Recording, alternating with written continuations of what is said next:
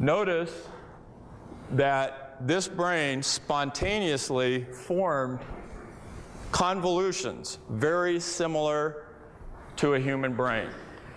And that's in a single step mutation. And the fact that they can do something in the laboratory certainly is not proof that it did happen in nature.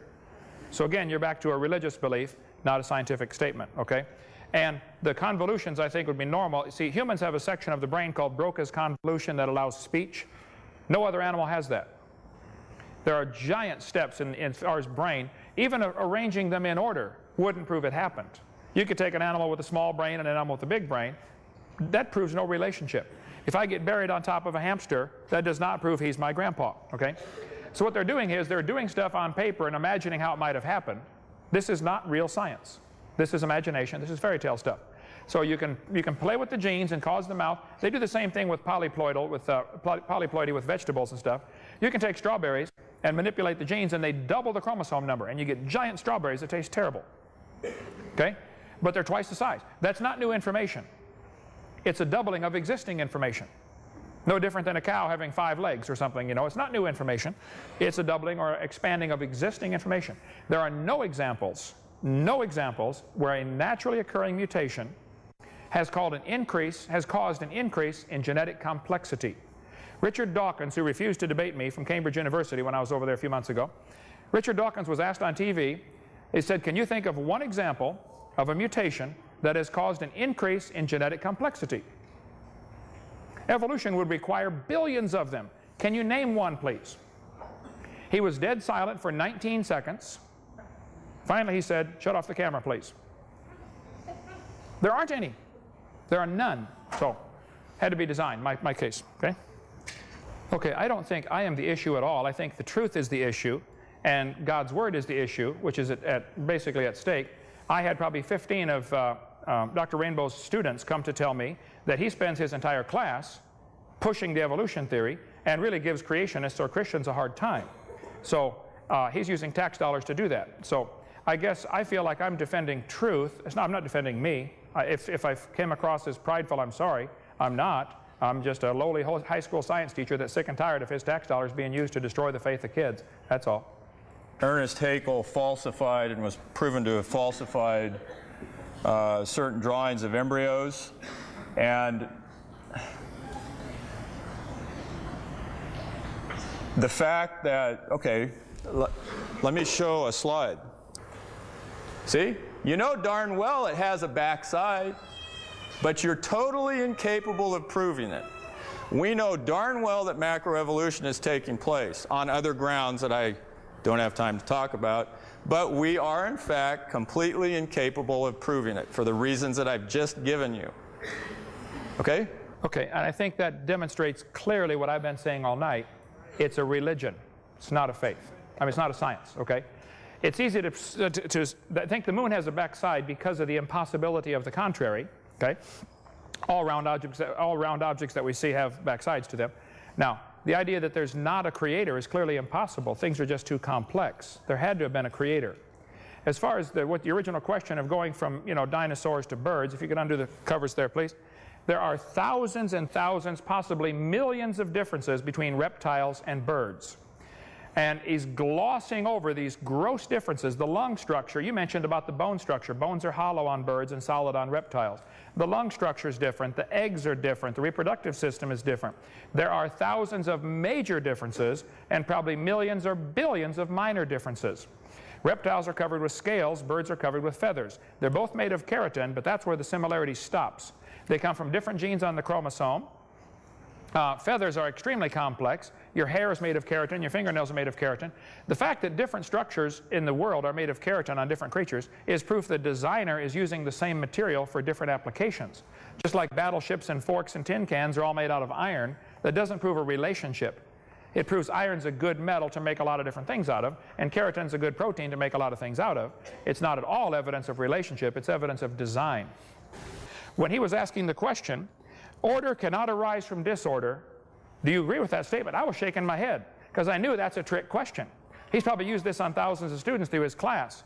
And it's a trick question, and the student goes away baffled like, wow, I guess I was wrong. The question is, can order arise from disorder without an intelligence behind it? He demonstrated it requires an intelligence behind it, but he's not going to tell that to the students. It required an intelligence. It required a design in the molecule of the water or a design in the DNA. I do tell my students that. Okay, but it's deceitful to say that the second law of thermodynamics, that evolution violates it. It doesn't violate it. Evolution does violate it because they want to get all this stuff to evolve without the designer. That's what it boils down to. Now, adding energy does not help, okay? The universe is a closed system by definition, and adding energy is purely destructive unless there's a mechanism to use the energy. I point out the Japanese added energy to Pearl Harbor. They didn't organize a thing. We added energy to Hiroshima and Nagasaki. Didn't organize anything over there either. So the second law of thermodynamics, evolution does violate the known second law of thermodynamics, and I think it's deceitful to say that it doesn't with the examples that he gave, because that's a clear example for creation, not for evolution. Tell us, please, what is your okay, I teach general biology at Antelope Valley College, all right? It's a public school. Right. Supported by taxpayer funds. Correct. And I'm asking, this is not a rhetorical question now. I'm truly asking you because I'm interested in your answer. What do you think I should do, given the fact that I can't stand up and sing the doxology, okay, even though a lot of my students are Christians, right? What do you think I should teach scientifically about how living things got here? Okay. You mentioned fossils are rare. That is not correct. Fossils are abundant. There are trillions of fossils. Transitional fossils are rare. I think they're totally non-existent. There are many major evolutionists like Stephen Gould and Niles Eldredge who would disagree with you. They would say there are no transitional forms. That proves evolution happened quickly. So the problem is not that fossils are rare. The problem is that fossils that support your theory are rare. Okay. Then you also mentioned give us time. Okay. It's been 140 years. What you're saying is we don't have the evidence yet. I think most people would agree with that. There isn't the evidence. There are giant gaps in the record. So until you get the proof, stop teaching it like science. It's not science. Now, you should tell. Now, I'm answering your question. Okay, you're telling me what I shouldn't teach. I'll tell you what you should. What I should teach. You should teach the kids we observe animals producing the same kind of animals. We don't know how they got to this planet. But I'm telling you, the textbooks at Antelope Valley College do not teach evolution as a theory. They teach evolution as a fact. They do, that's true. And it shouldn't be done that way. Stop doing that. So teach kids, dogs produce dogs. Teach the kids, if you teach biology, teach all the muscles, the bones, the nerves, that we're amazingly designed. Stop telling them this is adapted to their environment. Start telling them it's probably designed for their environment.